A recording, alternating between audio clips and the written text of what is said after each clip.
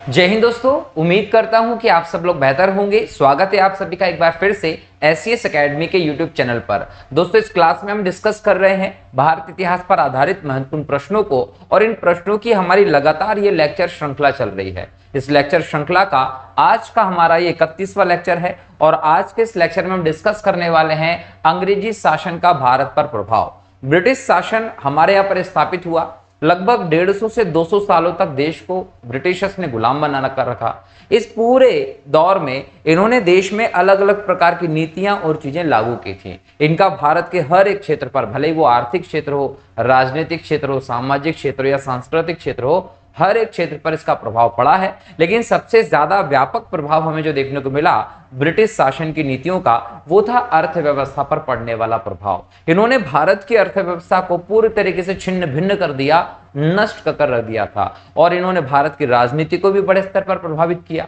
इस पूरे क्षेत्र से आपको एग्जाम में दोस्तों क्वेश्चन जरूर देखने को मिलते हैं, और आज के इस लेक्चर के बाद जब भी आप इस पूरे सेगमेंट से एग्जाम में किसी भी एग्जाम में क्वेश्चन देखेंगे तो मेरा दावा है कि आप वो गलत नहीं करेंगे। दोस्तों, आप उसको बेहतर तरीके से आराम से बनाकर आएंगे और सही बनाकर आएंगे। इस पूरे जिस हम लोग लेक्चर श्रृंखला पे चर्चा कर रहे हैं, ये एमपीपीएससी के प्रीलिम्स की दृष्टि से बहुत इंपॉर्टेंट है। दोस्तों, अगर हम एमपीपीएससी के प्रीलिम्स के सिलेबस की बात करें तो उसमें यूनिट नंबर 2 के अंतर्गत ये पूरा इतिहास का सेगमेंट दिया गया है, जिसमें हम लोग पहले प्राचीन काल के इतिहास की बात कर चुके हैं, मध्यकाल के इतिहास की बात कर चुके हैं, और अभी हम आधुनिक काल के इतिहास पर चर्चा कर रहे हैं, जहां पर आज हम भारत पर अंग्रेजी शासन के प्रभाव को डिटेल में क्वेश्चंस पर डिस्कशन के माध्यम से देखेंगे। जब आप हमारे इस लेक्चर को देखते हो दोस्तों, तो आपको एक ही काम करना पड़ता है, इंपॉर्टेंट काम है। एक तो लेक्चर को ध्यान से सुनना है, कॉपी पेन लेकर बैठना है, और जो भी फैक्ट्स बताए जाते हैं उनका आप सिनॉप्सिस के तौर पर शॉर्ट नोट बनाते हैं, ताकि वो नोट एग्जाम के पहले आपके काम में आए। क्लियर? तो चलिए शुरू करते हैं आज के इस लेक्चर को, जिसमें आज का आपका पहला प्रश्न है दोस्तों, अंग्रेजी शासन का प्रभाव किस क्षेत्र में अधिक पड़ा। दोस्तों, जैसा मैंने कहा कि हमारे देश में हम देखते हैं कि 1757 में आपको प्लासी का युद्ध देखने को मिला, और पिछली कुछ क्लासों में अगर मैं बात करूं तो मैंने इस संबंध में आपको डिटेल में डिस्कशन करके बताया कि किस प्रकार से अंग्रेजों ने भारत पर विजय प्राप्त की थी। और प्लासी के युद्ध के बाद कहीं ना कहीं भारत के पूर्वी क्षेत्र बंगाल पर इनका कब्जा हो गया था, जिस कब्जे पर अंतिम मुहर लगाने का काम किसने किया था? ये काम किया था 1764 में बक्सर के युद्ध ने। अब बक्सर के युद्ध से प्लासी के निर्णय पर अंतिम रूप से मुहर लग गई। अब यहां एक चीज आपको समझना है, ये कि इसके बाद भारत में इन्होंने क्या किया, अपनी अलग अलग नीतियों को, अपने अलग अलग नियमों को लागू करना शुरू किया। क्यों? क्योंकि अब अंग्रेज अपने अधीन जो है भारत का पूरा शासन तंत्र जो है वो चलाना चाहते थे। जब अपने अधीन अपने तरीके से शासन तंत्र चलाना चाहते थे तो उन्होंने भारत में कई सारे नियम और नीतियों को लागू किया था, और इन नियम और नीतियों के तहत भारत के हर एक क्षेत्र को इन्होंने प्रभावित किया। लेकिन यहां आपको ये याद रखना है कि अंग्रेजों का जो मूल उद्देश्य था भारत में आने का, वो था आर्थिक रूप से भारत का शोषण। याद रखिए, आर्थिक रूप से शोषण जो था वो भारत के ऊपर अधिकार करने के पीछे अंग्रेजों का मूल उद्देश्य था, और इसीलिए अंग्रेजों ने भारत पर अधिकार भी किया है, ताकि वो भारत के संसाधनों का दोहन कर सके और ज्यादा से ज्यादा ब्रिटिश हितों की पूर्ति कर सके। ठीक है, तो इन्होंने आर्थिक हितों को पूरा करने के लिए ही कहीं ना कहीं अलग अलग नीतियां और नियम लागू किए, जिनका भारत के आर्थिक क्षेत्र पर प्रभाव पड़ता है, राजनीतिक क्षेत्र पर प्रभाव पड़ता है, धार्मिक या सांस्कृतिक क्षेत्र पर प्रभाव पड़ता है, मनोवैज्ञानिक रूप से ये भारतीयों को प्रभावित करते हैं, ध्यान रखना है। लेकिन सबसे ज्यादा प्रभाव जो देखने को मिला वो था आर्थिक। जब हम 1947 में आजाद हुए दोस्तों, तो भारत जो था वो भुखमरी और बेरोजगारी का, गरीबी का देश बना हुआ था। क्यों? क्योंकि अंग्रेजों ने पूरी तरीके से भारत के संसाधनों को, भारत के पूरी अर्थव्यवस्था की संपन्नता को चूज कर रख दिया था, और खत्म करके, बर्बाद करके हमें ये छोड़कर जाते हैं 1947 में। बाद में फिर हम लोगों ने शुरू से, शून्य से एक प्रकार से प्रयास प्रारंभ किए, और आज देखिए भारत विश्व की 5वीं बड़ी अर्थव्यवस्था बन चुका है। और प्रधानमंत्री श्री नरेंद्र मोदी जी ने इस बात का भी दावा किया है कि उनके तीसरे प्रधानमंत्री कार्यकाल में भारत 2027-28 तक विश्व की 3rd लार्जेस्ट इकोनॉमी के तौर पर स्थापित होगा।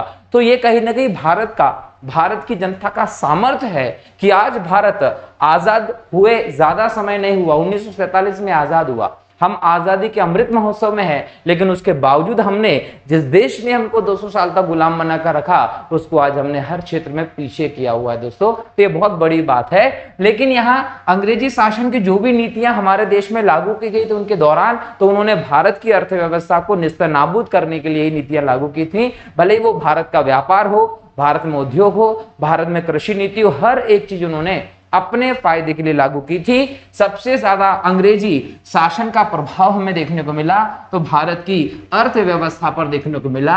जब अंग्रेज भारत में आए थे तो भारत में हमें किसान भूमि धारक मिलता था, भूमि का मालिक मिलता था, लेकिन धीरे धीरे उन्होंने अपनी नीतियों के माध्यम से जैसे ही भूमि को खरीदने बेचने का संसाधन के तौर पर स्थापित कर दिया, तो वो किसान जो भूमि का मालिक हुआ करता था वो अपनी भूमि पर मजदूर बनकर रह गया। और किसानों की हालत, किसानों की दुर्दशा जो हुई है दोस्तों, वो यहीं से हम लोगों को दिखाई भी पड़ती है, ध्यान रखेंगे।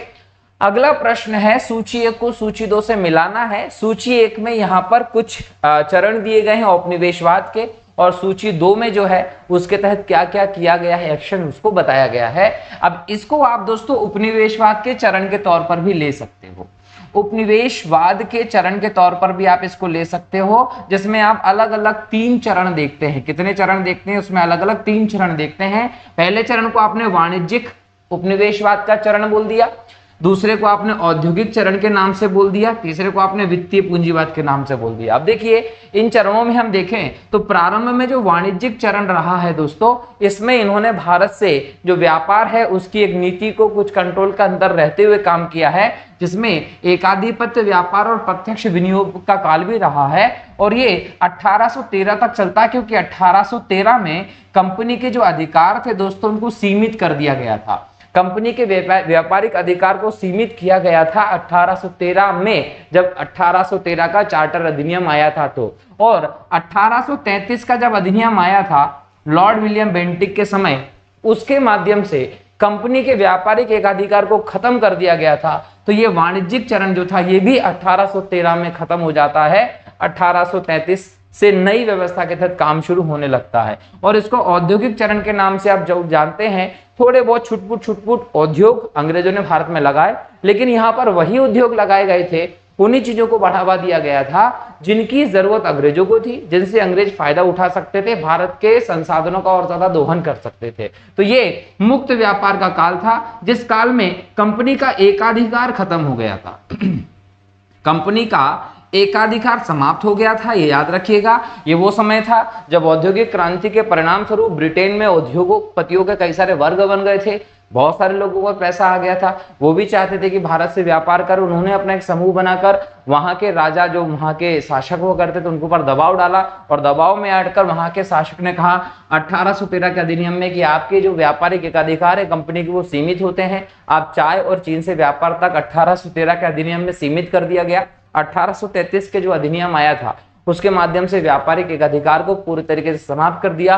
और भारत के साथ जो व्यापार का क्षेत्र रहा वो केवल कंपनी ने नहीं बल्कि ब्रिटेन के अन्य लोगों के लिए भी खोलना प्रारंभ कर दिया। ये वो समय था 1833 के अधिनियम के माध्यम से जो व्यवस्था स्थापित की गई कि अब ब्रिटेन के लोग कोई भी भारत में आकर जमीन खरीद लेते थे, भारत में आकर बसना शुरू कर दिया था अन्य लोगों ने भी। और अंत में होता है दोस्तों वित्तीय पूंजीवाद का दौर, जो 1860 से 1947 तक बताया जाता है जनरली। और इसमें ब्रिटिश पूंजी निवेश का काल आप देखते हो जनरली भारत में रेलवे में, भारत में बैंकिंग में, भारत में बीमा सेक्टर में, अलग अलग क्षेत्रों में पूंजी निवेश करना शुरू कर दिया। भारत का ही पैसा भारत में ही निवेश करके, भारत का ही पैसा भारत में निवेश करके भारत से ज्यादा ब्याज वसूल करने का दौर आप इसे कह सकते हैं वित्तीय पूंजीवाद का, है ना। जो पैसा था वो पैसा इन्होंने किस रूप में? राजस्व के रूप में भारत से वसूला था, राजस्व के तौर पर वसूला। और वो पैसा ये कहां लेकर चले गए? लंदन ले गए। उसी पैसे को वापिस भारत में निवेश कर दिया, और निवेश करके उसको ब्रिटिश पैसा बताकर निवेश किया, और इस निवेश पर इन्होंने भारी ब्याज भारतीयों से वसूला।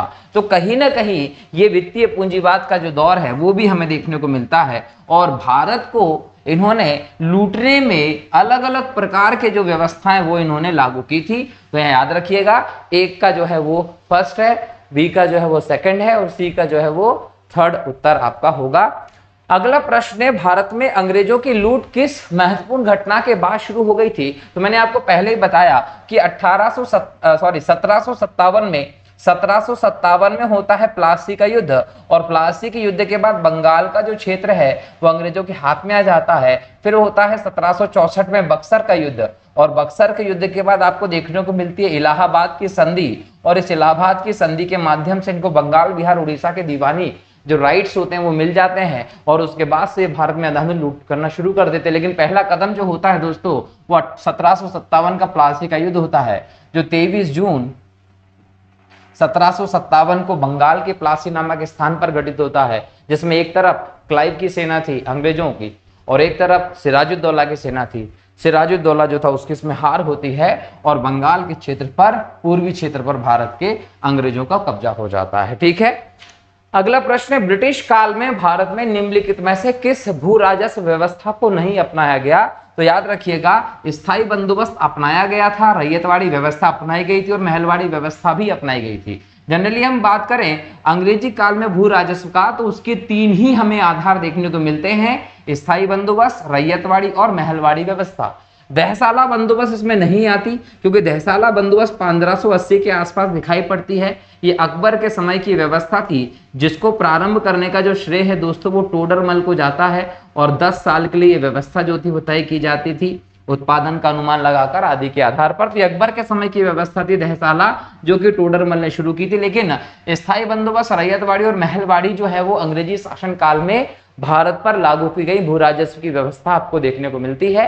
हालांकि रैयतवाड़ी व्यवस्था भारत में पहले से ही चली आ रही थी। अगर हम शेरशाह सूरी के समय देखें, अगर हम शिवाजी महाराज के समय देखें, और प्राचीन काल में भी देखें, तो हमें रैयतवाड़ी सिस्टम भारत में शुरू से ही देखने को मिलता है। रैयत का मतलब होता है किसान, तो किसानों को भूमि स्वामी मानकर उनसे सीधे राजस्व की व्यवस्था को स्थापित करना जो है वो रैयतवाड़ी व्यवस्था में माना जाता था। ये व्यवस्था प्रारंभ से हम लोगों को देखने को मिलती है। अगर हम बात करें स्थायी बंदोबस्त की दोस्तों, तो अंग्रेजी काल में सबसे पहले हम 1790 के समय की बात करते हैं। 1790 के समय में भारत में जो बंगाल का गवर्नर जनरल होता है वो कॉर्नवालिस होता है। कॉर्नवालिस वैसे तो अपने नियम, पोर्टफोलियो सिस्टम जो है, विभागीय प्रणाली, जिसको हम कॉर्नवालिस कोड के नाम से जानते हैं, उसके लिए जाना गया था। लेकिन इसके समय 1790 में एक व्यवस्था चालू की गई थी। ये जो व्यवस्था थी ये शुरू में इसको 10 वर्ष के लिए चालू किया गया था, लेकिन 1793 में इस व्यवस्था को स्थायी कर दिया गया था। लंबे समय के लिए कर निर्धारण परमानेंटली कर दिए गए थे। तो कॉर्नवालिस के समय पे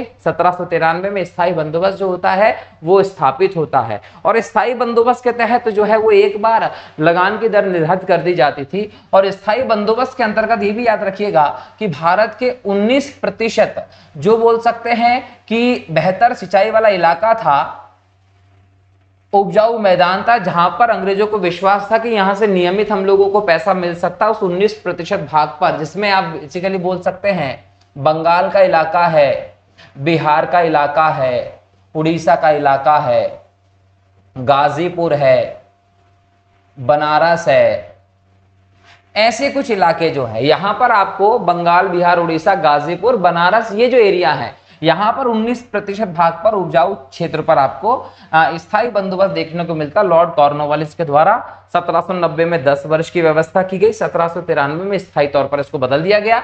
लेकिन यहाँ पर 1794 का एक नियम आप लोगों को याद रखना है।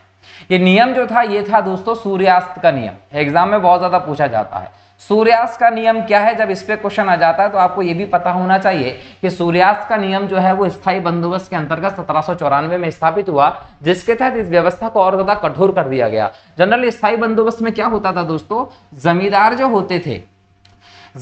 होते थे इन्हें भूस्वामी माना जाता था। भूस्वामी किसको माना जाता था, भूस्वामी जमींदारों को माना जाता था, और ये अपनी जमीन को खरीद बेच भी सकते थे। इस प्रकार के राइट्स इनको थे। जो भी लगान की दर निर्धारित करनी होती थी वो जमींदारों के साथ करार करके अंग्रेज निर्धारित करते थे, और एक बार में निर्धारित कर लेते थे, बार बार ऐसा नहीं होता था। मतलब जमीन का स्वामी यहाँ पर भूस्वामी किसको मान लिया, जमींदारों को। और जमींदारी जो थी वो दोस्तों एक ऐसी व्यवस्था थी जिसको नीलाम किया जा सकता था, नीलामी इसकी संभव थी। अब जनरली क्या होता था कि उस समय देश में हम देखें तो बहुत बड़े बड़े लोग हुआ करते थे, तो ऐसे में जो जमींदारी होती थी किसी भी क्षेत्र की वो पर्टिकुलर किसी व्यक्ति को दे दी जाती थी, जहां से वो व्यक्ति अपना निश्चित मात्रा में कर लगान लेता था, और उस लगान का एक निश्चित हिस्सा ब्रिटिश सरकार को पहुंचा देता था। शेष बचा हुआ हिस्सा जो था वो जमींदार अपने पास रख लेता था, जो उसका फायदा होता था। इसीलिए लोग जमींदारी के लिए बहुत ज्यादा कहीं ना कहीं क्या होते थे, मशक्कत करते हम लोगों को दिखाई पड़ते थे। तो इस प्रकार का सिस्टम हमें देखने को मिलता है जमींदारी व्यवस्था में। अब जमींदारी व्यवस्था में नीलाम जो था वो की जा सकती थी। क्यों? क्योंकि पर्टिकुलर टाइम पीरियड में अगर आप अंग्रेज सरकार तक लगान नहीं पहुंचा पा रहे हैं तो आप उनके लिए फायदेमंद नहीं है। इसका मतलब वो किसी दूसरे जमींदार को अपॉइंट कर सकते हैं। तो यहां पर सूर्यास्त का नियम लागू किया कि तय समय पर, तय तारीख पर सूर्यास्त होने के पहले आपको जमींदारी की रकम अदा करनी होगी, जमा करनी होगी ब्रिटिशर्स के पास। अगर आप जमा नहीं कर पाए तो आपकी जमींदारी नीलाम कर दी जाएगी, किसी और को दे दी जाएगी। तो इस प्रकार से अंग्रेज लोग पैसा कमाने का ये साधन समझते थे, जमींदारों पर दबाव बनाकर रखते थे। स्थायी बंदोबस्त के पीछे ये अंग्रेजों ने बोला था कि भाई ये बंदोबस्त जो हम कर रहे हैं ये भारतीय किसानों के पक्ष में कर रहे हैं। क्यों? क्योंकि जमींदारी व्यवस्था के अंतर्गत, स्थायी बंदोबस्त के अंतर्गत जमींदार जो भूस्वामी होते थे वो ज्यादा से ज्यादा लाभ कमाने के लिए उत्पादन को बढ़ावा देने पर जोर देंगे। उत्पादन पर बढ़ावा देने पर जोर देंगे तो सिंचाई व्यवस्था करेंगे, अच्छी खाद का प्रबंध करेंगे, जिससे कि किसानों के उत्पादन बढ़ेगा। उत्पादन बढ़ेगा तो जमींदारों को लगान ज्यादा मिलेगा, और लगान ज्यादा मिलेगा तो ब्रिटिशर्स को तो एक निश्चित रेशो में देना है, तो जो शेष बचेगा वो जमींदारों का फायदा होगा। तो ऐसे में जमींदारों को अपना प्रॉफिट बढ़ाने के लिए भूमि सुधार का काम करेंगे, ऐसा तर्क दिया था स्थायी बंदोबस्त लागू करने के पीछे अंग्रेजों ने। लेकिन हुआ ऐसा कुछ नहीं। जमींदारों ने किसानों से ज्यादा लगान वसूलना प्रारंभ किया, जिससे कि उनको फायदा ज्यादा हो जाए, और उस लगान का एक हिस्सा जो तय होता था वो अंग्रेजों को वो भेजते थे। तो अंग्रेजों को भी पैसा मिल रहा था, जमींदारों को भी पैसा मिल रहा था, और नुकसान किसका हो रहा था? किसानों का। किसान शोषित होते चले गए, जमीन उनकी जाती चली गई, अपनी जमीन पर मजदूर बनते चले गए। दूसरी बात यह थी कि अंग्रेजों ने इस व्यवस्था के लिए जमींदारों को क्यों चुना, उसके पीछे भी एक तथ्य दिया जाता है। वो इंपॉर्टेंट तथ्य को जानिए कि जमींदार जो थे वो किसानों से टैक्स ले रहे थे। किसानों को परेशान कौन कर रहे थे? जमींदार कर रहे थे। किसानों से लगान वसूली जमींदार कर रहे थे। किसानों की जमीन पर कब्जा जमींदार कर रहे थे, अगर वो लगान नहीं दे पा रहे थे तो अंग्रेज नहीं कर रहे थे। तो किसानों का दुश्मन कौन बन रहा है? जमींदार बन रहा है, ना कि अंग्रेज बन रहे हैं। तो ऐसे में कहीं ना कहीं भारत में एक सामाजिक मित्र के तौर पर जमींदारों को देख रहे थे, ताकि अगर किसानों का शोषण ज्यादा हो तो उनके गुस्से का परिणाम जमींदारों को भुगतना पड़े, ना कि अंग्रेजों को भुगतना पड़े। क्यों? क्योंकि हर एक काम वो किससे करवा रहे हैं? जमींदार से करवा रहे हैं, ये ध्यान रखिएगा। तो ये अंग्रेजों को फायदा था कि उनकी डायरेक्टली दुश्मनी नहीं हो रही किससे? जमींदारों और मतलब किसानों के साथ। ठीक है, अगला था दोस्तों रैयतवाड़ी व्यवस्था। रैयतवाड़ी व्यवस्था को लेकर यह कहा जाता है कि 1820 के आसपास मद्रास का जो इलाका है यहां पर इसको पहली बार लागू किया गया था। मतलब व्यवस्थित तौर पर पहली बार 1820 में मद्रास के इलाके में लागू किया गया था। और इस व्यवस्था को विकसित करने का श्रेय जो है वो 1792 के आसपास जाता है। अब देखिए कि ये जो व्यवस्था है वो 1792 के आसपास विकसित की गई थी। 12 महल जिला जो है यहां पर की गई थी, और इसमें इंपॉर्टेंट रोल है रीड एवं मुनरो का।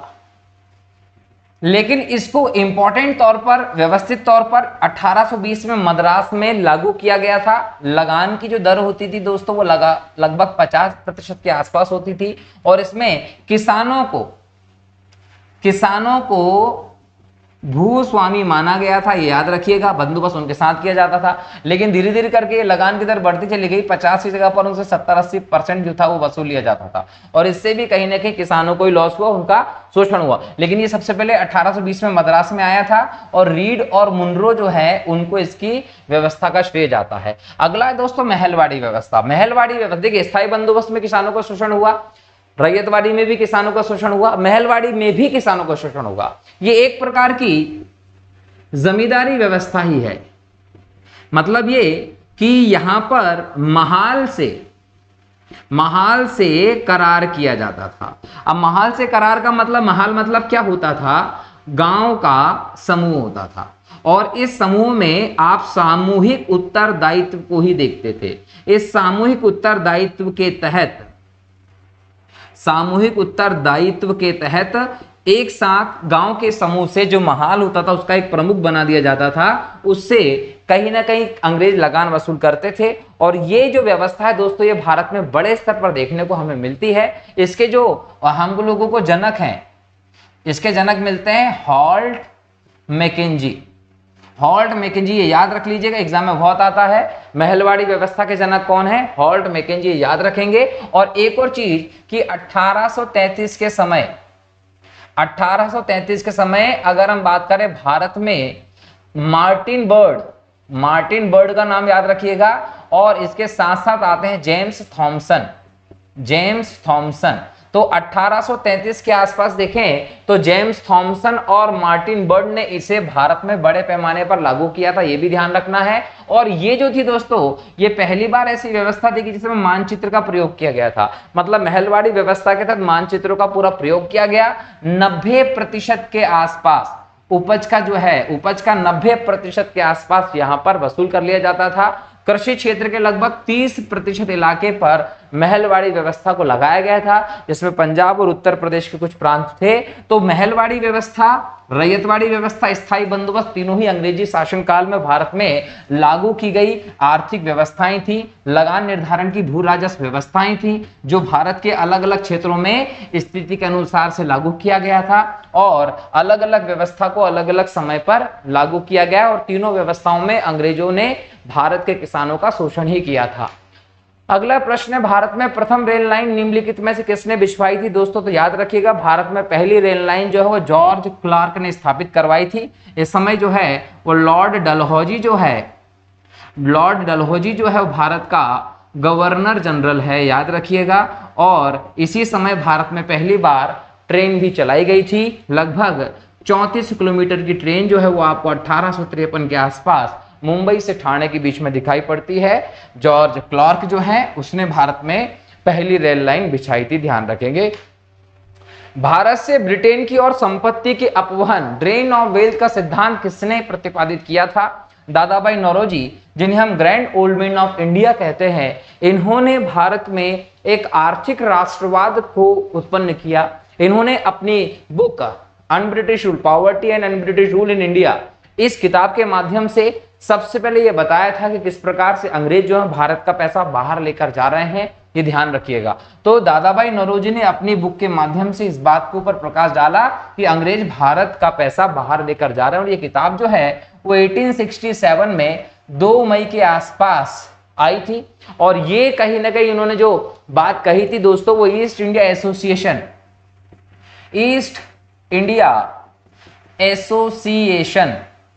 एसोसिएशन जो थी, इसकी बैठक थी। इसकी बैठक लंदन में हो रही थी। उस बैठक में कहा था कि अंग्रेज भारत का 1/4 भू राजस्व का हिस्सा जो है वो ब्रिटेन भेज देते हैं, ये याद रखिएगा। तो दादाभाई नौरोजी ने ही सबसे पहले कहीं ना कहीं भारत से ड्रेन ऑफ वेल्थ, संपत्ति का निष्कासन जो है वो बताया था, ध्यान रखना है। अगला प्रश्न है, वर्ष 1853 में लॉर्ड डलहौजी ने जो पहली टेलीग्राफ लाइन शुरू की, वह किसके बीच शुरू की थी? याद रखेंगे, कलकत्ता और आगरा के बीच में भारत में पहली टेलीग्राफ या तार सेवा जो थी वो शुरू की थी, ठीक है।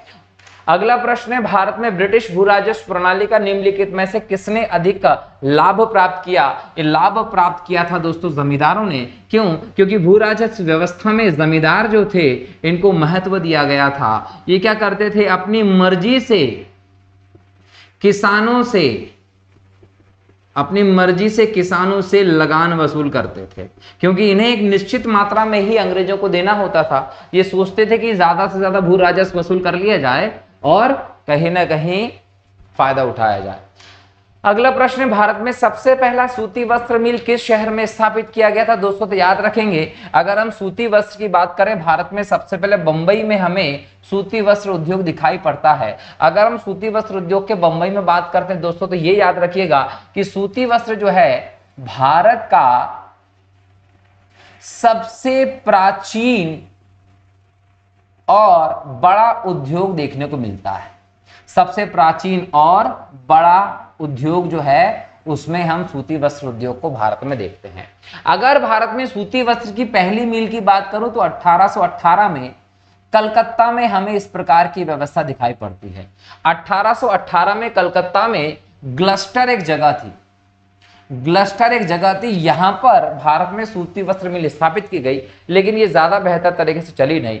उसके बाद हम देखते हैं 1854 के आसपास मुंबई जो है, बंबई पहले मुंबई कहलाता था, मुंबई में याद रखिए, जो पहले बंबई था वो आज मुंबई कहलाता है। यहां पर भारत की पहली सूती वस्त्र मिल आपको देखने को मिलती है। और ये मिल जो है दोस्तों, ये किसने स्थापित की थी, तो ये भी याद रखिएगा, Bombay spinning and weaving, Bombay spinning and weaving के द्वारा 1854 में ये सूती वस्त्रा की जो मिल है भारत में पहली बार स्थापित की गई थी। और ये किसके द्वारा स्थापित की गई थी, तो ये पारसी उद्योगपति थे जिनके द्वारा स्थापित की गई थी। ठीक है, और ये याद रखिएगा कि भारत में सूती वस्त्र की हम बात करें तो पश्चिम में इसका संकेंद्रण ज्यादा है। अगर पश्चिम में देखें तो गुजरात हो, महाराष्ट्र हो, मध्य प्रदेश के पश्चिम इलाके हो, यहाँ पर सूती वस्त्र जो है वो बहुत ज्यादा देखने को मिलता है। क्यों देखने को मिलता है, उसका कारण है, उसका कारण ये है कि ये पूरा के पूरा क्षेत्र कपास के उत्पादन के लिए जाना जाता है। और कपास के उत्पादन के लिए क्यों जाना जाता है, क्योंकि यहाँ पर काली मिट्टी मिलती है और काली मिट्टी कपास के उत्पादन की दृष्टि से बहुत इंपॉर्टेंट होता है, ये याद रखिएगा। इसीलिए भारत में हम देखें तो पश्चिम में आपको सबसे ज्यादा मिलें सूती वस्त्र की जो है वो दिखाई पड़ती है। ठीक है, चलिए अगला प्रश्न है दोस्तों, अंग्रेजी शासनकाल में भारत का कौन सा क्षेत्र अफीम उत्पादन के लिए प्रसिद्ध था। दोस्तों याद रखिएगा कि बिहार। अगर हम बात करें शोरा, अगर हम बात करें नील की, और अगर हम बात करें अफीम की, ये तीनों चीजें के उत्पादन की दृष्टि से जो है भारत में बिहार बहुत प्रसिद्ध रहा है। ठीक है, अच्छा, ये मध्य प्रदेश में भी, अगर हम अफीम की बात करते हैं दोस्तों याद रखिएगा, जो अफीम है वो एमपी में भी सर्वाधिक होता है। एमपी में जाएंगे तो मंदसौर में, नीमच में, और रतलाम का जो इलाका ये अफीम के लिए जाना जाता है, मध्य प्रदेश में भी। ठीक है, लेकिन अंग्रेजी काल में देखें तो अंग्रेज सबसे ज्यादा अफीम, नील और शोरा बिहार से प्राप्त करते थे। एक और चीज यहां याद रखिएगा कि जो अफीम सॉरी शोरा जो है इसको वैज्ञानिक तौर पर आप पोटेशियम नाइट्रेट के तौर पर जानते हैं। शोरा पोटेशियम नाइट्रेट के तौर पर आप जानते हैं। जब आप बारूद निर्माण की बात करते हैं तो उसके लिए बहुत आवश्यक तत्व होता है शोरा या पोटेशियम नाइट्रेट। ठीक है, और इसके अलावा फर्टिलाइजर बनाने की बात करें, कलर बनाने की बात करें, उसमें भी आप शोरा का प्रयोग देते हैं। नील भी कलर के लिए जाना जाता था और अफीम भी यहां पर कहीं ना कहीं इन्होंने उत्पादन करना शुरू किया था और बिहार इसके लिए बहुत जाना जाता था। अगर हम बात करें अफीम के कारखानों की तो इसके लिए नीमच में और गाजीपुर उत्तर प्रदेश में इसको लेकर सेंटर्स बनाए गए हैं, जहां पर केंद्र सरकार के नारकोटिक्स डिपार्टमेंट के अंतर्गत इसको पहचाना जाता है, इस पर काम किया जाता है, इसका प्रसंस्करण किया जाता है। 18वीं शताब्दी में बंगाल में वस्त्र उद्योग के पतन के लिए उत्तरदायी कारण क्या था? उत्पादन की गुणवत्ता में कमी। देखिए, भारत में उत्पादन की गुणवत्ता में कमी कभी भी नहीं रही है, बेहतर गुणवत्ता का उत्पादन था। कच्चे माल की अनुपलब्धता, भारत में कच्चा माल बहुत ज्यादा रहा है, याद रखिएगा। इसके अलावा कारीगरों की अनुपलब्धता भी नहीं, भारत में कारीगर समय से रहे हैं। तो ब्रिटेन के निर्यात करने वाले माल पर उच्च तटकर, ये कारण है। देखिए, वस्त्र उद्योग का पतन का क्या कारण है? भारत में ये भी था, भारत में ये भी था, भारत में ये भी था, लेकिन क्या हुआ कि निर्यात जो था भारत का ज्यादा था। अब निर्यात अगर भारत का ज्यादा है तो यहां पर एक चीज समझिए कि फायदा किसको ज्यादा होगा? भारत को होगा। और अगर ब्रिटेन को अपने सूती वस्त्र को जमाना है, भारत में उसका पहुंचाना है, विश्व में उसकी महत्व को बढ़ाना है, तो उनको क्या करना पड़ेगा कि भारत के निर्यात को खत्म करना पड़ेगा। और भारत के निर्यात को खत्म कर देंगे तो उसके लिए क्या करना पड़ेगा? इन्होंने टैक्स बढ़ा दिया। जब टैक्स बढ़ाया तो भारत की वस्तुओं की कीमत बढ़ गई। जब कीमत बढ़ गई तो लोगों ने उनको खरीदना कम कर दिया। अब खरीदना कम कर दिया, दूसरी तरफ अंग्रेजों की जो वस्त्र थे वो मिलों में, कारखानों में बहुत तेजी से बन जाते थे, तो वो सस्ते वस्त्र थे। अब सस्ते वस्त्र किसके थे? ब्रिटिश थे, तो उन पर कर भी नहीं लगता था, तो वो सस्ते हो जाते थे। तो ऐसे में इनकी डिमांड बढ़ गई, भारतीयों की डिमांड खत्म हो गई। ये जब लगातार ये काम चलता रहा तो भारत का जो सूती वस्त्र उद्योग है दोस्तों वो पतन की ओर बढ़ता चला गया। क्यों? क्योंकि जब आपकी बिक्री ज्यादा होती थी तो आप उत्पादन ज्यादा करते थे, जब आपकी बिक्री कम होने लगी तो उत्पादन कम हो गया। धीरे धीरे करके जब उत्पादन बहुत घट गया तो लोगों ने इस काम को छोड़कर दूसरे काम की तरफ बढ़ना चालू कर दिया। नील कृषकों की दुर्दशा पर लिखी गई पुस्तक नील दर्पण के लेखक कौन है? दीनबंधु मित्र जो है वो नील विद्रोह पर जो बोल सकते हैं कि किताब इन्होंने लिखी है, और कहीं ना कहीं आगे हम इस पर बात भी करेंगे जब गांधी जी के आंदोलनों की बात करेंगे, तो नील विद्रोह और नील को लेकर जो आंदोलन चलाया गया चंपारण का, उन सब पे हम बात करेंगे। लेकिन यहाँ दीनबंधु मित्र जो थे वो बंगाली साहित्यकार थे, इन्होंने नील दर्पण की रचना की थी, ये आप लोगों को ध्यान रखना है। तो एग्जाम भी जब भी आए कि नील दर्पण के लेखक कौन है, तो दीनबंधु मित्र बंगाली भाषा के साहित्यकार रहे हैं। अगला प्रश्न है, अंग्रेजों के द्वारा सर्वप्रथम कहवा बागान कहां लगाए गए थे? दोस्तों वायनाड जनपद जो है, जहां से राहुल गांधी सांसद हैं, यहां पर केरल के इस क्षेत्र में अंग्रेजों ने पहली बार 1830 के आसपास से हम बेहतर तरीके से कॉफी के जो बागान है, कहवा जो है उसके बागान है, उसको हम लोग यहाँ देखते हैं। अब कॉफी जो है वो भारत में उत्पादित दक्षिण में ज्यादा होती है।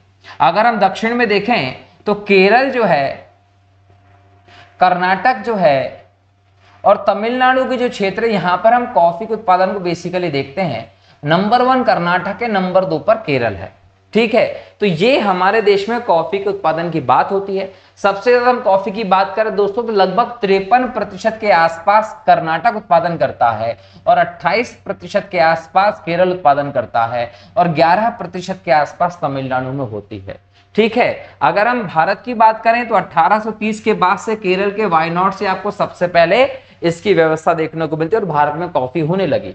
अगर हम विश्व में देखें तो विश्व में सबसे ज्यादा कॉफी जो है दोस्तों ब्राजील में होती है, क्योंकि वहां के एटमॉस्फेयर, वहां की व्यवस्था वैसी है। और हम देखें भारत में तो 2 प्रकार की कहीं ना कहीं आपको कॉफी या कहवा देखने को मिलता है, एक होता है अरेबिका और एक होता है रोबेस्टा। भारत में सबसे ज्यादा जो होता है दोस्तों रोबेस्टा कॉफी होती है, ये भी आप लोगों को ध्यान रखना है। दक्षिण भारत में क्यों होता है? क्योंकि दक्षिण भारत में आपको प्रायद्वीपीय जलवायु मिल जाती है, जहां पर आर्द्रता बेहतर होती है, और कॉफी के जो पौधे होते हैं उनके लिए इसकी बहुत ज्यादा जरूरत होती है। टेम्परेचर 15 से 20 डिग्री, ज्यादा इनको हाई टेम्परेचर नहीं चाहिए, तो मिनिमम इतना टेम्परेचर आपको चाहिए होता है। मिट्टी भी वैसी होती है, लेटराइट मिट्टी यहाँ पर बेसिकली पाई जाती है, तो इसीलिए कहीं ना कहीं दक्षिण में कॉफी ज्यादा होती है।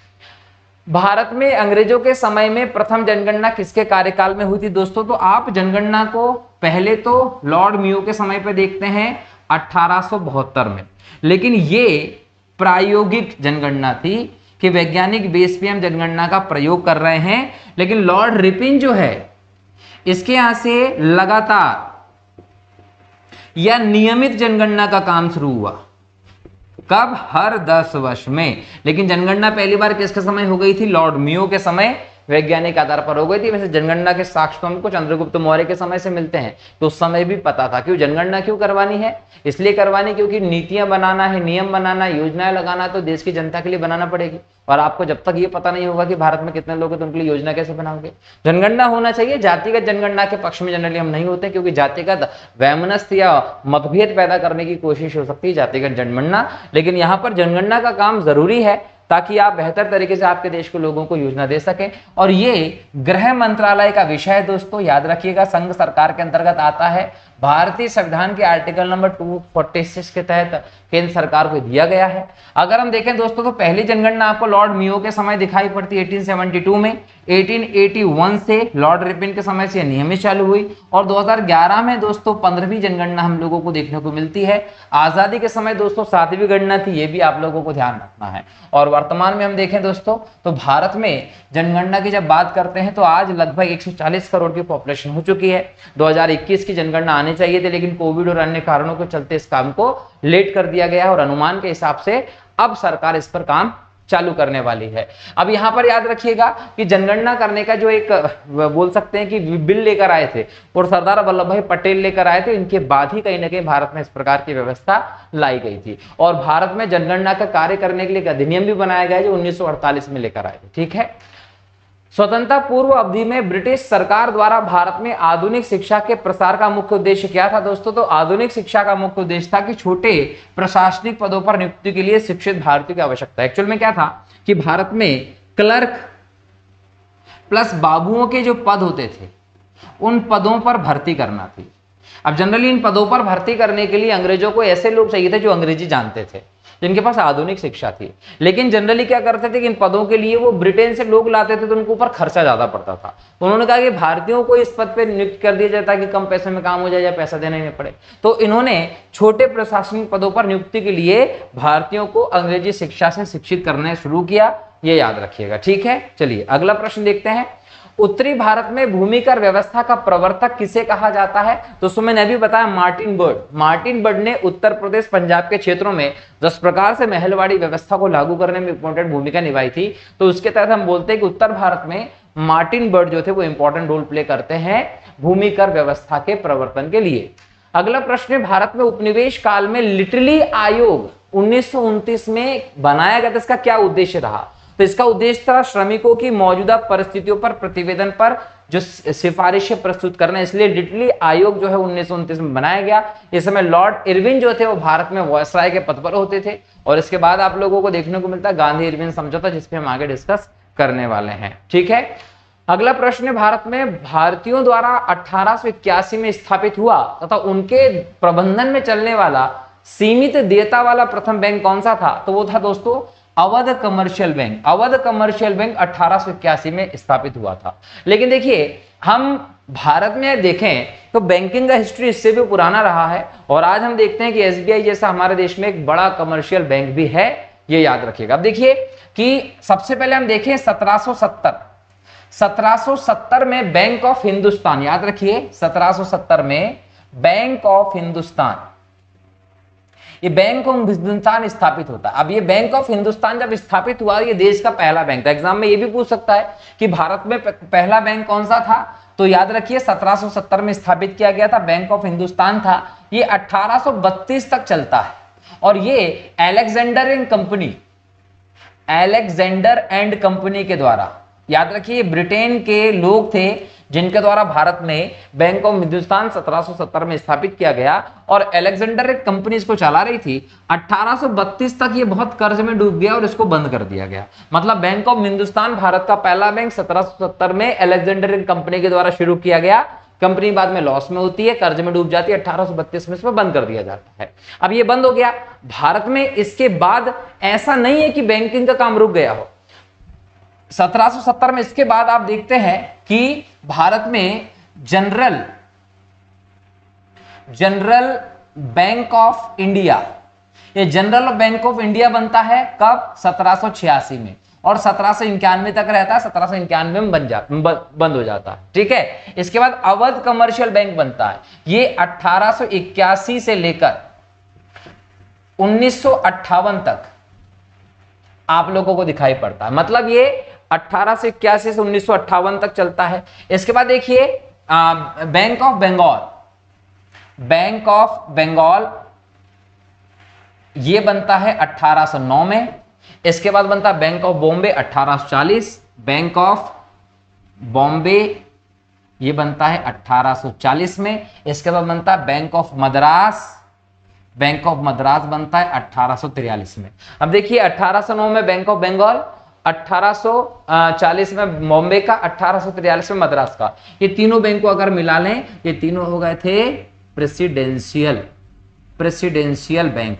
अब ये जो प्रेसिडेंशियल बैंक थे तीनों के तीनों, ये तीनों बैंकों को बाद में एक किया गया। ये प्रेसिडेंशियल बैंकों को एक कब किया गया? बंगाल को, मद्रास को और बंबई को 1921 में। और इनको करके क्या बना दिया गया? Imperial bank. मतलब 1921 में हमारे देश में कौन सा बैंक बना? Imperial bank. और इंपीरियल बैंक 1 जुलाई 1955 को क्या कर दिया गया? एकीकृत। और एकीकृत करके इसका कर दिया गया क्या? राष्ट्रीयकरण। और राष्ट्रीयकरण करके इसको नाम दे दिया गया state bank of India. State bank of India Bharat का सबसे बड़ा कमर्शियल बैंक देखा जाता है, जो 1 जुलाई 1955 से दिखाई पड़ता है आप लोगों को। और ये भी याद रखिए कि इसके बाद बैंक पे काम बंद नहीं हुआ था। इसके बाद हम देखें दोस्तों तो भारत में बैंकों को लेकर काम जारी रहा। बैंकों को लेकर निर्णय लिए गए, और जो निर्णय लिए गए वो निर्णय में आपको देखने को मिलता है 1969 14 बैंक का राष्ट्रीयकरण किया गया 14 बैंक का। उसके बाद 1980 में 6 बैंक का राष्ट्रीयकरण देखने को मिला। और आज भी हमारे देश में हम देखें तो बैंकों को विलय करके राष्ट्रीयकरण की जो प्रोसेस वो चल रही है। भारत में एक समय हम देखें दोस्तों 21 राष्ट्रीयकृत बैंक हुआ करते थे, लेकिन अगर हम सितंबर 2023 की बात करें, जब विभिन्न बैंकों को आपस में विलय करके उनको एक करने का प्रयास किया गया, तो 12 राष्ट्रीयकृत बैंक बचे भारत में। तो वर्तमान में भारत में कितने राष्ट्रीयकृत बैंक हैं? 12 राष्ट्रीयकृत बैंक हैं। ये आप लोगों को ध्यान रखना है। ये कब तक का डेटा है? ये डेटा है सितंबर 2023 तक का, जब भारत सरकार ने अभी बैंकों का विलय नहीं किया है, लेकिन सितंबर 2023 तक भारत सरकार ने जिन जिन बैंकों का विलय करके उनको मिलाकर एक कर दिया, उसके बाद से भारत में अभी वर्तमान में 12 राष्ट्रीयकृत बैंक हैं। ये ध्यान रखना है। अगला प्रश्न है, भारत में उपनिवेशी शासन के संदर्भ में 1883 में पारित इल्बर्ट बिल का उद्देश्य क्या था? सबसे पहले तो ये समझिए इल्बर्ट कौन है। दोस्तों इल्बर्ट जो है ये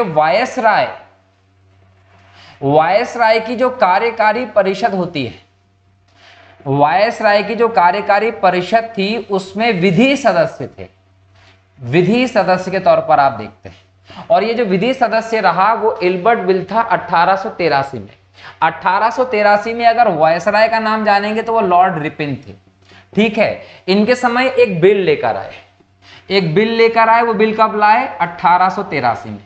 उस बिल में क्या प्रावधान किया गया कि अदालतों की दांडिक अधिकारिता का संबंध था, वहां भारतीय तथा यूरोपीय लोगों को बराबरी का रोकता था। याद रखिए, ये रोकना मतलब ये था कि भारत में अगर हम 1883 के इस बिल के पहले की बात करें तो जो ब्रिटिश लोग थे, यूरोपियन लोग थे, उन पर मुकदमे की सुनवाई जो थी वो भारतीय न्यायाधीश नहीं कर सकता था। लेकिन इस बिल के माध्यम से इल्बर्ट ने यह व्यवस्था की कि ब्रिटिश और यूरोपीय जो विषय होंगे उसकी सुनवाई जो होगी वो कौन करेंगे? सत्र अदालत में भारतीय न्यायाधीश करेंगे। कौन करेंगे? भारतीय न्यायाधीश करेंगे। मतलब भारतीय न्यायाधीश जो होंगे वो ब्रिटिश और यूरोपीय विषय की सुनवाई कर पाएंगे।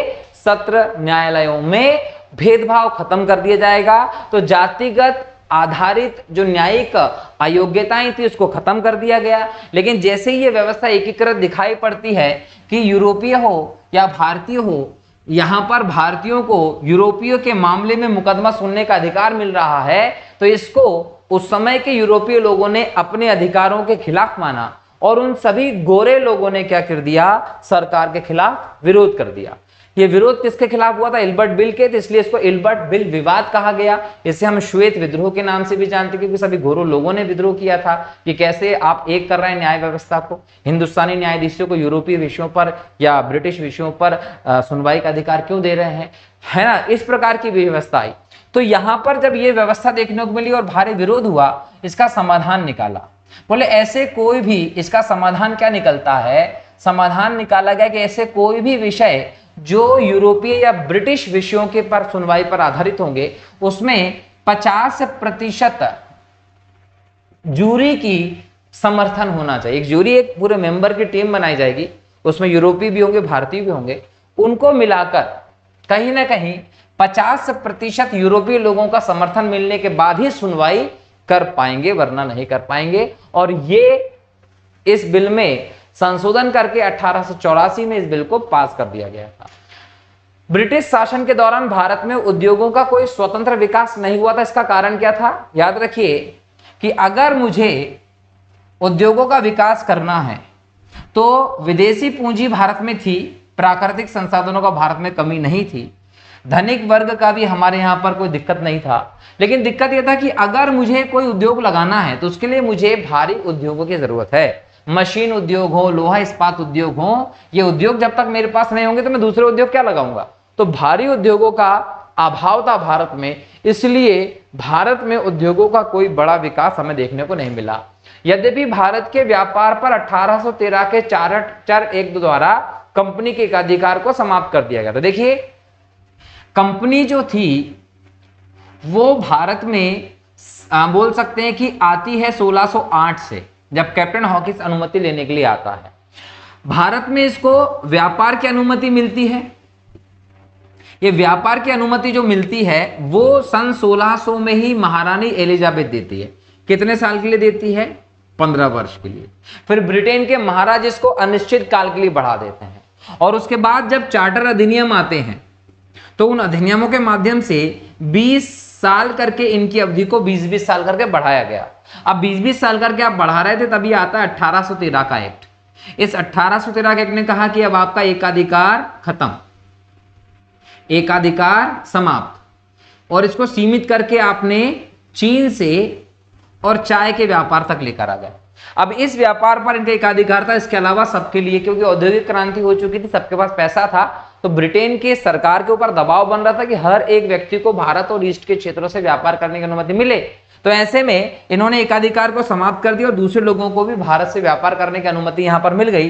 लेकिन प्रारंभ में वो चाय का और चीन से व्यापार नहीं कर सकते थे, और 1833 का जो एक्ट आया, इस एक्ट के माध्यम से ये पूरा व्यापारिक एकाधिकार समाप्त कर दिया।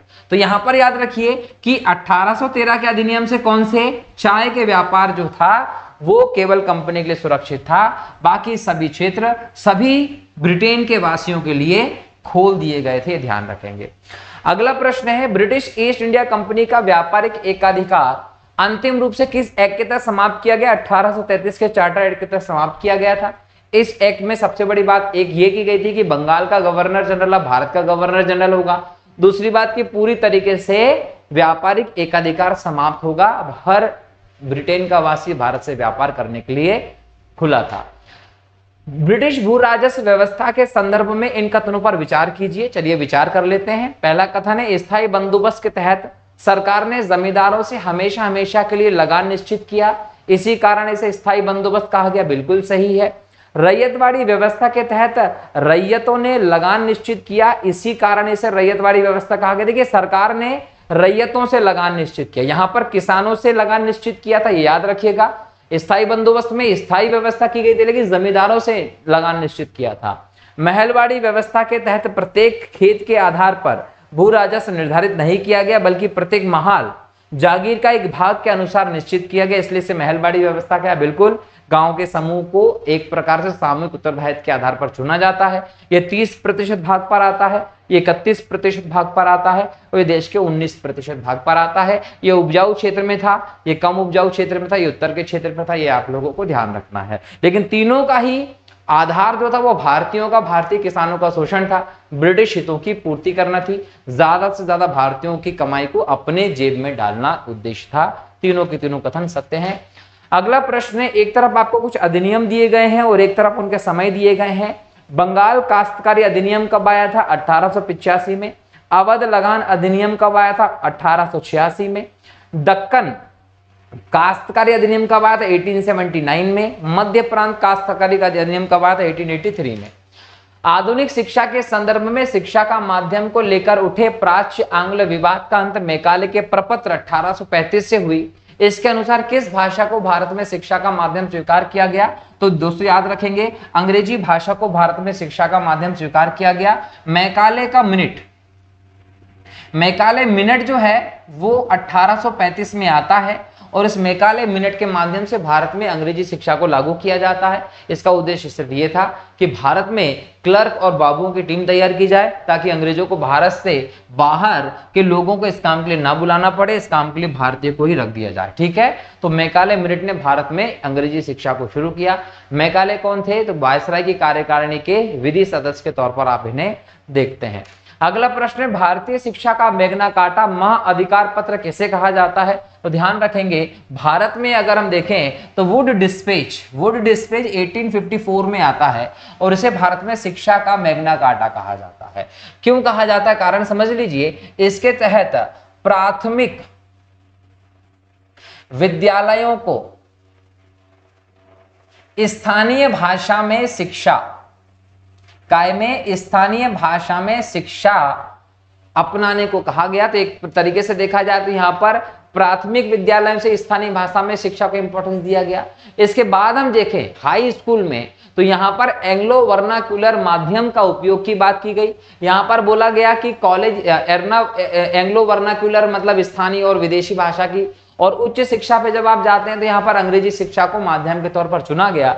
ये वुड डिस्पैच के तहत था, जिसमें देसी भाषा में शिक्षा की भी बात की गई है, हर प्रांत में शिक्षा विभाग की स्थापना की भी बात की गई है, इसमें हर जिले में कम से कम एक सरकारी स्कूल खोलने की बात की गई है, इसमें महिला शिक्षा की बात की गई है, महिलाओं को हर प्रकार की शिक्षा दी जाए, इसकी बात भी वुड डिस्पैच में की गई है, हर स्तर की शिक्षा महिलाओं को प्रदान की जाए, इसकी बात भी वुड डिस्पैच में की गई। इसके अलावा शिक्षा का पद अनुक्रम व्यवस्थित किया गया कि गांव के लेवल पर विद्यालय होगा, फिर जिले के लेवल पर विद्यालय होगा, फिर प्रांत के लेवल पर विद्यालय होगा, फिर ऐसे जो विद्यालय हो, महाविद्यालय हो, इन यूनिवर्सिटी, सबकी व्यवस्था जो है वो वुड डिस्पैच के अंतर्गत की गई थी। इसलिए वुड डिस्पैच जो है, वुड के घोषणा पत्र को 1854 का में शिक्षा का मैग्ना कार्टा कहा गया था, क्योंकि इसमें शिक्षा को लेकर कुछ अच्छे व्यवस्थाएं की गई थी। अगला प्रश्न है, किसने 1911 में प्राथमिक शिक्षा को निःशुल्क एवं अनिवार्य बनाने वाला विधेयक इंपीरियल लेजिस्लेटिव काउंसिल में प्रस्तुत किया, जिसे प्राथमिक शिक्षा का मैग्ना कार्टा कहा जाता है? गोपाल कृष्ण गोखले, जिनको गांधी जी के गुरु के तौर पर आप देखते हैं, इन्होंने ही भारत में प्राथमिक शिक्षा को निःशुल्क और अनिवार्य करने वाला जो बिल है वो काउंसिल में पेश किया था। और भारत के संविधान में जो 6 से 14 वर्ष के बच्चों को आप निःशुल्क और अनिवार्य शिक्षा की बात करते हैं, वो कहीं ना कहीं यहाँ से आपको रिफ्लेक्ट होते हुए दिखाई पड़ता है। अगला प्रश्न है, शिक्षा से संबंधित आयोग व समिति का पहचान करें तो हंटर कमीशन 1929 में शिक्षा के लिए था, लिंडसे आयोग 1929 में शिक्षा के लिए था, संयुक्त कमीशन 1934 में शिक्षा के लिए था, सार्जेंट आयोग 1944 में शिक्षा के लिए था। चारों के चारों शिक्षा से संबंधित, ध्यान रखेंगे। अगला प्रश्न है, किस सिद्धांत का यह अर्थ था कि शिक्षा समाज के उच्च वर्ग को दी जाए, इस वर्ग से छन छन कर शिक्षा का प्रभाव जन साधारण तक पहुंचेगा? तो याद रखिए कि शिक्षा समाज के उच्च वर्ग को दी जाए जिससे कि वो नीचे तक पहुंचेगी, ये अधोमुखी नियंत्रण सिद्धांत के तौर पर देखा गया है, ये आप लोगों को ध्यान रखना है। अगला प्रश्न है, भारत में आधुनिक शिक्षा का जन्मदाता किसे कहते हैं? तो दोस्तों याद रखेंगे कि भारत में आधुनिक शिक्षा का जन्मदाता चार्ल्स ग्रांट को कहा जाता है। आपको ये ऑप्शन दिखेगा तो आप तुरंत चार्ल्स लॉर्ड मैकाले लगा देंगे कि 1835 में मैकाले मिनट आता है और भारत में अंग्रेजी शिक्षा का प्रचार प्रसार शुरू हो जाता है। नहीं, मैकाले मिनट से पहले हम बात करें तो दोस्तों इंपॉर्टेंट तौर पर आप देखिए 1857 में भारत में कलकत्ता में विश्वविद्यालय बना, जिसे आपने कलकत्ता विश्वविद्यालय नाम दिया। तो जो कलकत्ता विश्वविद्यालय था दोस्तों, इसकी स्थापना जो है वो ईस्ट इंडिया कंपनी के एक प्रशासनिक अधिकारी चार्ल्स ग्रांट के तहत की गई थी। ये आधुनिक भारतीय विश्वविद्यालय के तौर पर आप कलकत्ता विश्वविद्यालय को भारत में देखते हैं। इसलिए भारत में आधुनिक शिक्षा का जन्मदाता किसे कहते हैं? चार्ल्स ग्रांट को कहते हैं। लेकिन अंग्रेजी शिक्षा का जन्मदाता भारत में लॉर्ड मैकाले को कहा जाता है। कि हिंदू कॉलेज कलकत्ता 1817, जो कि पाश्चात्य पद्धति पर उच्च शिक्षा देने का प्रथम कॉलेज था, जिसका धार्मिक शिक्षा से कोई संबंध नहीं था, की स्थापना किसने की थी? डेविड हेयर ने की थी। यहां पर राजा राम मोहन राय जो थे वो दोस्तों इस क्षेत्र में एक समाज सुधारक के तौर पर काम कर रहे थे। तो राजा राम मोहन राय ने डेविड हेयर की सहायता से ही 1817 में कलकत्ता में हिंदू कॉलेज जो है कलकत्ता का वो स्थापित करवाया था। ध्यान रखना है। अगला प्रश्न है, भारतीय दस्तकारी उद्योग के पतन के कारण थे।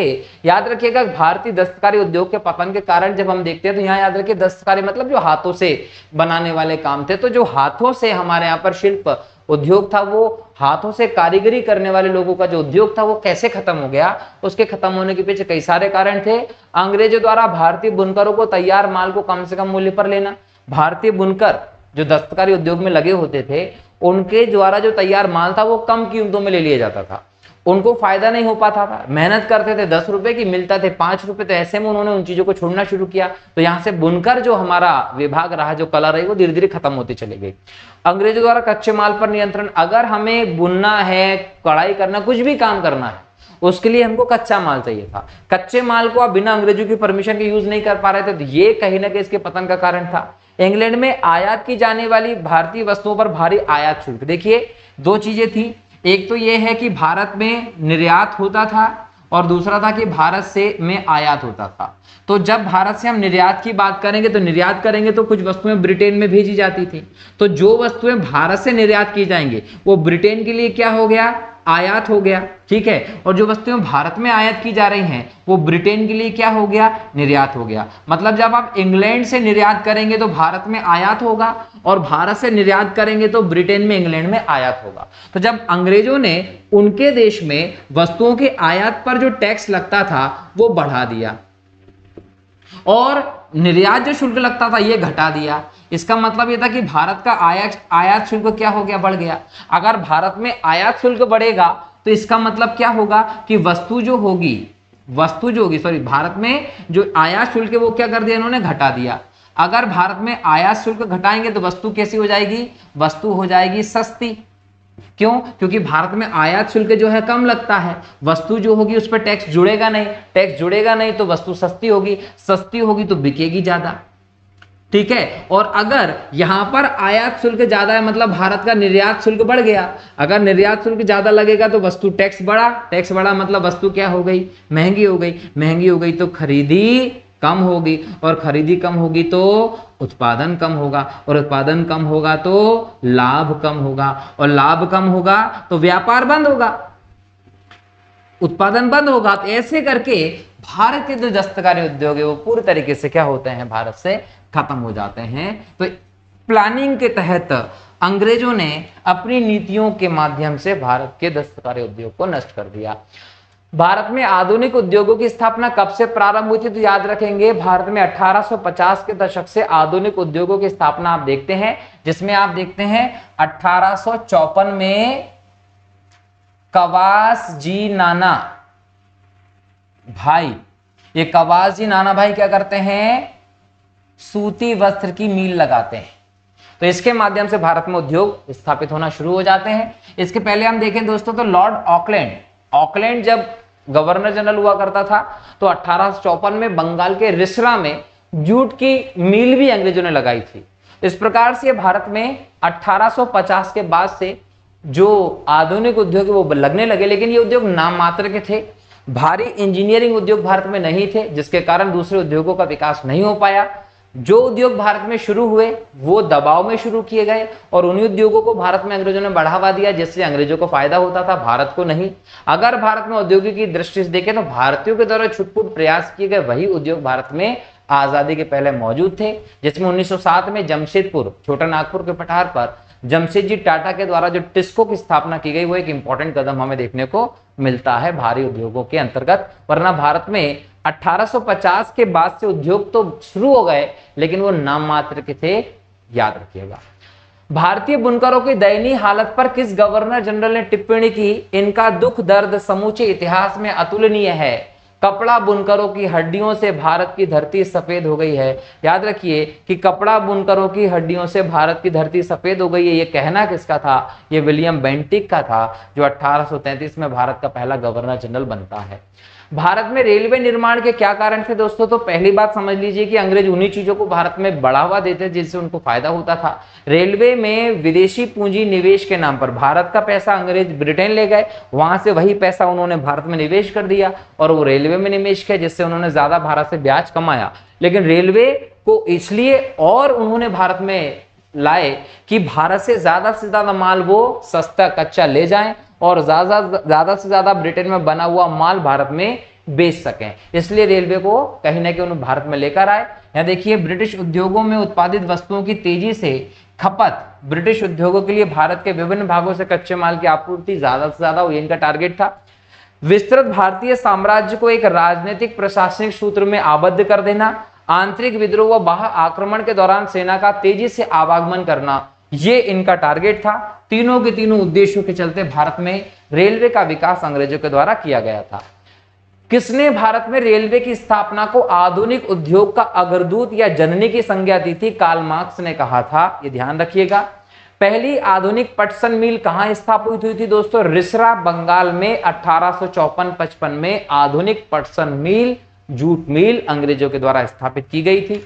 पहले आधुनिक लोहा इस्पात उद्योग की स्थापना कहां हुई थी दोस्तों? तो बंगाल में, जो 1874 में 1874, बंगाल, कहां? कुल्टी, इसको आप आसनसोल के नाम से भी जानते हैं। यहां पर बंगाल आयरन वर्क्स के नाम से आधुनिक लोहा इस्पात उद्योग की स्थापना देखने को मिलती है। लेकिन इंपॉर्टेंट कदम जो होता है वो जमशेदजी टाटा के द्वारा 1907 में छोटा नागपुर क्षेत्र में स्थापित किया जाता है टिस्को, आज इसको हम जमशेदपुर के नाम से जानते हैं। बिखरे हुए स्वायत्त गांवों के कवच को इस्पात के रेलों के छेद ने छेद दिया, जिससे उसके जीवन रक्त का ह्रास हो गया। कथन किसने कहा? ये बुकानन का कथन है, जब भारत में रेलवे का विकास हो रहा था। और ये क्वेश्चन के तौर पर आपको देखने को मिल सकता है कि किसने कहा कि बिखरे हुए स्वायत्त गांवों के कवच को इस्पात के रेलों ने छेद दिया। किस प्रकार से भारत स्वावलंबन था की स्थिति में था, उसको किसी और पर निर्भर नहीं थी। भारत की संपन्नता का जो आधार था गांव था, तो कहीं ना कहीं उस कवच को रेलों ने आकर क्या कर दिया? तबाह कर दिया। उसको लेकर बुकानन ने ये कहा है। अगला है, भारतीय राजाओं द्वारा कर लेना सूर्य द्वारा भूमि से पानी लेने के समान थी, जो कि पुनः वर्षा के रूप में भूमि पर उर्वरता देने के लिए वापस आता था। पर अंग्रेजों द्वारा लिया गया कर भारत में वर्षा न करके इंग्लैंड में ही वर्षा कराता था। ये किसने कहा? ये आर.सी. दत्त ने कहा था। अंग्रेजों की इस व्यवस्था पर आर.सी. दत्त ने क्लियर कहा कि जिस प्रकार से पहले के समय में कर वसूला जाता था भारत में, उससे भारत में ही व्यवस्थाएं की जाती थी। लेकिन अंग्रेजों ने आकर भारत में जो कर लगाया, उस कर से भारत में व्यवस्था नहीं की जाती थी, बल्कि ब्रिटेन में व्यवस्थाएं की जाती थी। ये ध्यान रखना, ठीक है। अगला प्रश्न है, हमारी पद्धति बहुत कुछ स्पंज की तरह काम करती है। यह गंगा के तटों से सभी अच्छी चीजों को सोख लेती है और टेम्स के तटों पर उसे निचोड़ देती है। ये किसका कथन था? ये जॉन सुलिवान का कथन था। जिस प्रकार से अंग्रेजों ने भारत के रिसोर्सेज का शोषण किया और उसको ब्रिटेन की संपन्नता में लगाया, उस चीज को लेते हुए सुलिवान ने यह कथन कहा था कि गंगा की वेलनेस को सूख कर ब्रिटेन में थेम्स नदी के में डाल देना, ये इस प्रकार की इकोनॉमिक पद्धति को अंग्रेजों ने भारत में स्थापित किया था, भारत की संपन्नता को ले जाने का काम किया था। कांग्रेस के किस अधिवेशन में पहली बार कांग्रेस द्वारा मौलिक अधिकारों और राष्ट्रीय आर्थिक कार्यक्रमों से संबंधित प्रस्ताव पारित किया था? यह कराची अधिवेशन था 1931 का, जिसके अध्यक्ष सरदार वल्लभ भाई पटेल थे। ये आप लोगों को ध्यान रखना है। तो मौलिक अधिकारों को लेकर हम देखें तो सरदार वल्लभ भाई पटेल का इंपॉर्टेंट योगदान दिखाई पड़ता है। सरदार पटेल की अध्यक्षता में कहीं ना कहीं ये व्यवस्था आई और लॉर्ड इरविन जो समय वायसराय था, उसने इस प्रस्ताव का समर्थन भी किया था। सूची को सूची दो से मिलाना है। एक तरफ आयोग दिए हैं, एक तरफ उस समय के गवर्नर जनरल वायसराय दिए हैं। तो स्ट्रेची आयोग 1880 में लॉर्ड लिटन के समय बना था, बिल्कुल सही है। लियाल आयोग 1897 में लॉर्ड एल्गिन, याद रखिएगा कि जो लियाल आयोग है ये लॉर्ड एल्गिन के समय बना। मैकडोनल्ड आयोग 1900 के आसपास लॉर्ड कर्जन के समय बना। वुडहेड आयोग 1943-44 में लॉर्ड वेवेल के समय बना। तो ये आयोग के समय विभिन्न गवर्नर जनरल या भारत में वायसराय थे, लेकिन ये सभी आयोग जो हैं वो अकाल आयोग हैं। ये सभी आयोग अकाल आयोग हैं। भारत में समय समय पर जब अकाल पड़े तो उन अकालों पर विचार को लेकर ब्रिटिश सरकार ने आयोग बनाए। इन आयोगों ने कुछ भारी काम नहीं किया, कोई सुझाव नहीं दिए। इन आयोगों ने सिर्फ भारतीय लोगों की मृत्यु और अकाल की स्थिति का मजाक उड़ाया। कोई इंपॉर्टेंट काम हमें देखने को नहीं मिलता, ये याद रखिएगा। ये आयोग जो बना दोस्तों, ये बंगाल के अकाल के लिए बना था। बंगाल में अकाल पड़ता है और ये बहुत भयानक अकाल था इस समय का, जो 1943-44 में दिखाई पड़ता है। अकेले इस अकाल में 30 लाख लोगों की मृत्यु हो गई थी, ये ध्यान रखिएगा। और ये वो समय था जब दूसरा विश्व युद्ध चल रहा था और तीसरा विश्व युद्ध जो था उसने इस अकाल के प्रभाव को और ज्यादा बढ़ा दिया। भारत में पहले ही वर्षा अच्छी नहीं हुई, सूखे के कारण फसल नहीं हुई। दूसरी बात, जो फसल हमारे देश में थी, जो अनाज था, उसको दूसरे विश्व युद्ध के कारण बाहर भेज दिया जा रहा था। भारतीय यहाँ पर भूखे मर रहे हैं और भारत के अनाज को तुम बाहर भेजते जा रहे हो। इस प्रकार की व्यवस्था ने भारतीय अकाल के इस प्रभाव को बहुत ज्यादा बढ़ा दिया और 30 लाख लोग भूख प्यास से मर गए थे, ये याद रखिएगा। और इस समय वुडहेड आयोग जो है वो बनाया था। लॉर्ड वेवेल भारत में गवर्नर जनरल के पद पर मौजूद थे। 20वीं सदी के पूर्वार्ध में देश का भीषणतम अकाल पड़ता, ये कहां पड़ा था? 1943 में। मैंने बंगाल का बताया अभी, याद रखिएगा। ब्रिटिश काल में निम्नलिखित में से कौन से उद्योग धंधे विकसित हुए? जूट के हुए, कोयला हुआ, लोहा इस्पात हुआ, और सूती कपड़ा हुआ। मशीनों पुर्जों के उद्योगों को भारत में अंग्रेजों ने विकसित नहीं होने दिया।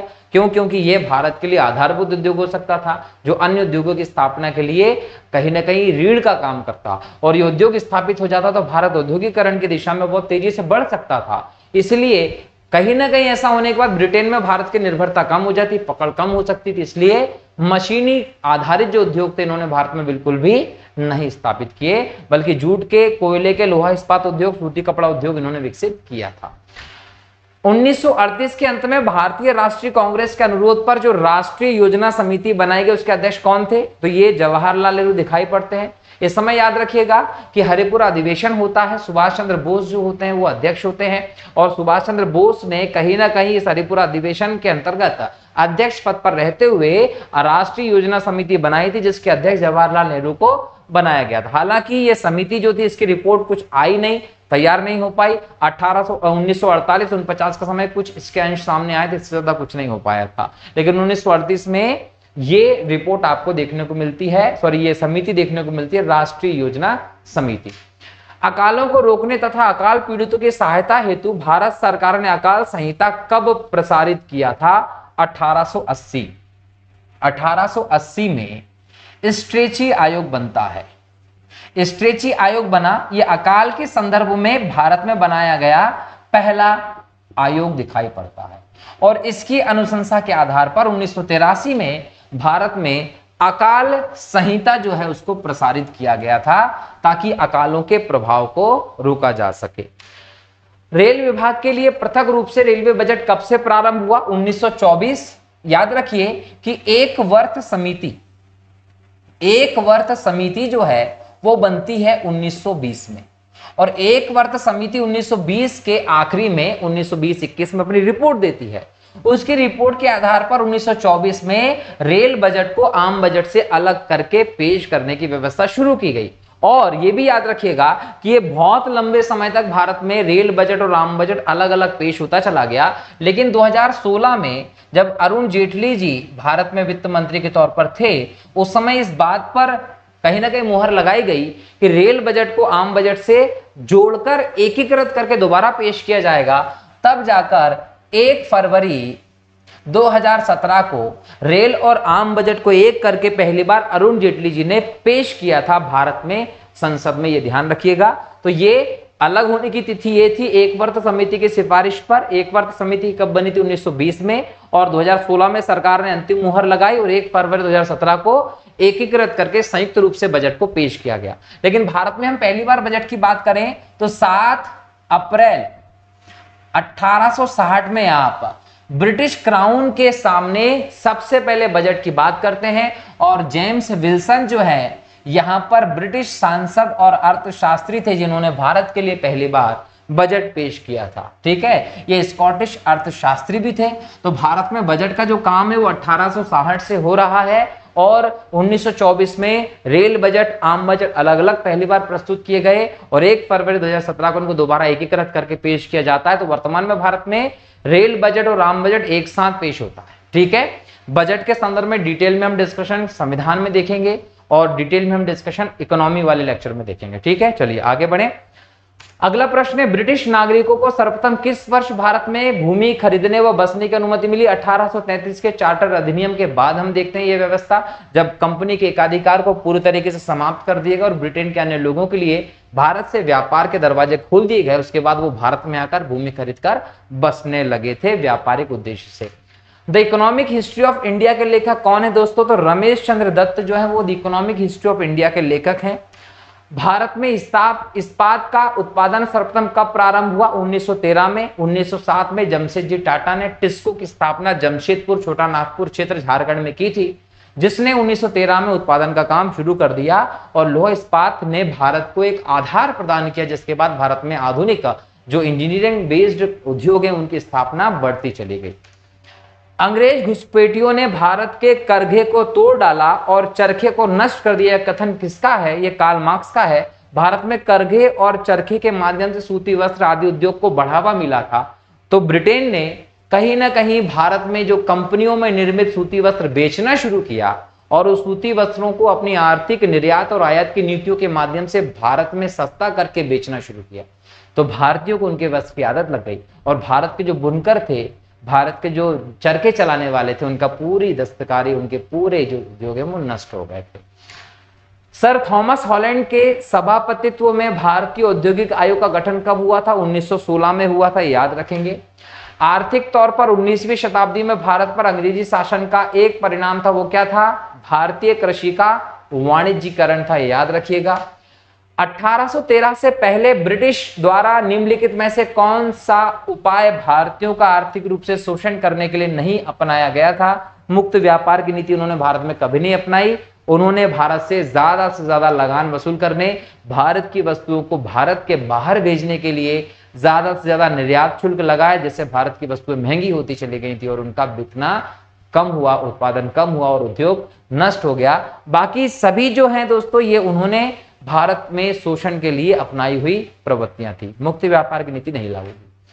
दादाभाई नौरोजी द्वारा उनकी कृति पावर्टी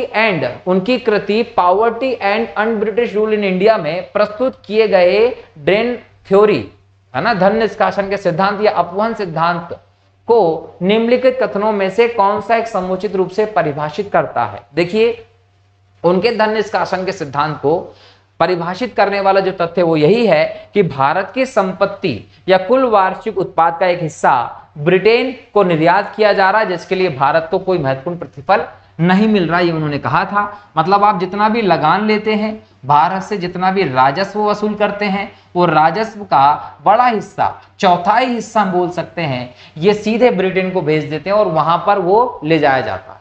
तो कहीं ना कहीं इसका भारत को कोई भी प्रतिफल नहीं मिलता, ये बात दादाभाई नौरोजी ने बताई और 1867 में उन्होंने इस बात को लिए अपनी ये किताब poverty and un British rule in India लिखा था। अब यहां पर poverty and un British rule दोनों का हम लोगों को चीजों को समझना है। देखिए, पॉवर्टी मतलब गरीबी तो समझ में आता है, तो गरीबी ब्रिटिश रूल के अंतर्गत बात करते हैं ना। जब उन्होंने ये चीजें बताई थी, जब भारत में क्या था, जब भारत में ब्रिटिश रूल था, तो इन्होंने पॉवर्टी और अन ब्रिटिश रूल क्यों लिखा, गैर अंग्रेजी शासन क्यों लिखा, जबकि अंग्रेजी शासन तो था। तो दादाभाई नौरोजी ने गैर अंग्रेजी शासन क्यों लिखा? इसलिए लिखा क्योंकि अंग्रेजी शासन का जो ओरिजिनल चरित्र था दोस्तों, वो ब्रिटेन में दिखाई पड़ता है। अंग्रेजी शासन से अगर तात्पर्य लगाते थे तो उस व्यवस्था से लगाते थे जो ब्रिटेन में या ब्रिटेन के दूसरे उपनिवेशों में देखने को मिलती थी।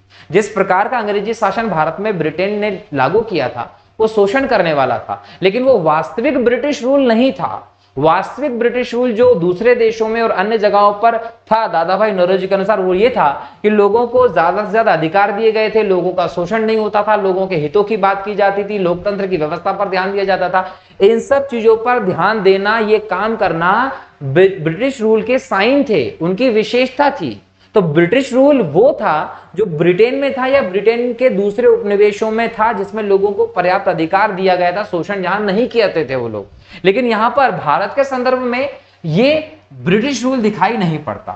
भारत के संदर्भ में एक शोषणकारी व्यवस्था ब्रिटेन के द्वारा भारत में स्थापित की गई, वो दिखाई पड़ती है। इसलिए दादाभाई नौरोजी ने अपनी किताब में इसको अन ब्रिटिश लिखा है, क्योंकि उनके अनुसार ब्रिटिश रूल वो था जो ब्रिटेन में था, जहां पर लोगों को अधिकार दिए गए थे, ना कि वो ब्रिटिश रूल था जो भारत में था जिसमें शोषण किया जाता था। तो भारत में ब्रिटेन शासन कर रहा था, लेकिन ब्रिटिश रूल के तहत शासन नहीं कर रहा था, वो अपने हिसाब से शोषणकारी चरित्र के तहत शासन कर रहा था। अगर ब्रिटिश रूल के तहत शासन करता तो कहीं ना कहीं भारत में एक अलग व्यवस्था मौजूद होती। इसलिए उन्होंने लिखा poverty and un British rule in India.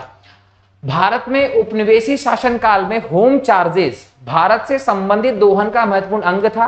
निम्नलिखित में से कौन सी निधि होम चार्जेस के अंतर्गत आती थी? लंदन में ईस्ट इंडिया ऑफिस के भरण पोषण के लिए प्रयोग में लाई जाने वाली निधि, भारत में कार्यरत अंग्रेज कर्मचारियों के वेतन तथा पेंशन हेतु प्रयोग में लाई जाने वाली निधि, भारत के बाहर हुए युद्धों को लड़ने में अंग्रेजों द्वारा प्रयोग में लाई जाने वाली निधि।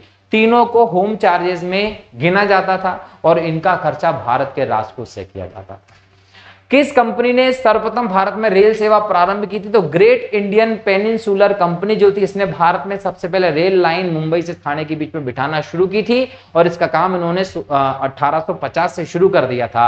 1853 में भारत में 34 किलोमीटर लंबी रेल लाइन चलती है, जिसके श्रेय ग्रेट इंडियन पेनिनसुलर कंपनी को जाता है। यह कंपनी 1845 में स्थापित की गई थी और डलहौजी के समय यह काम किया गया था। रैयतवाड़ी बंदोबस्त के संदर्भ में निम्नलिखित कथनों पर विचार कीजिए। किसानों द्वारा लगान सीधे सरकार को दिया जाता था, सरकार रैयत को पट्टे देती थी, कर लगाने से पहले भूमि का सर्वेक्षण और मूल्य निर्धारण किया जाता था। बिल्कुल सही था, तीनों के तीनों सही आते हैं, ये ध्यान रखेंगे। क्लियर?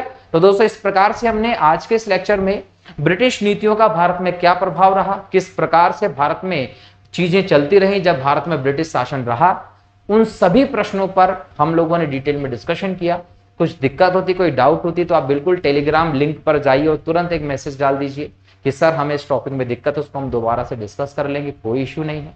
ये सभी प्रश्न एग्जाम की दृष्टि से बहुत इंपॉर्टेंट है और आने वाली सभी परीक्षाओं में आपको देखने को मिल सकते हैं, तो इनको बेहतर तरीके से आपको प्रिपेयर करना है दोस्तों। ठीक है, मिलता हूं अगले लेक्चर में नए टॉपिक के नए प्रश्नों के साथ। तब तक के लिए बहुत बहुत शुक्रिया दोस्तों। जय हिंद, जय भारत, वंदे मातरम। और हाँ, अपना और अपनों का खास ख्याल रखिएगा, स्वस्थ रहिए, स्वच्छ रहिए। बहुत बहुत धन्यवाद।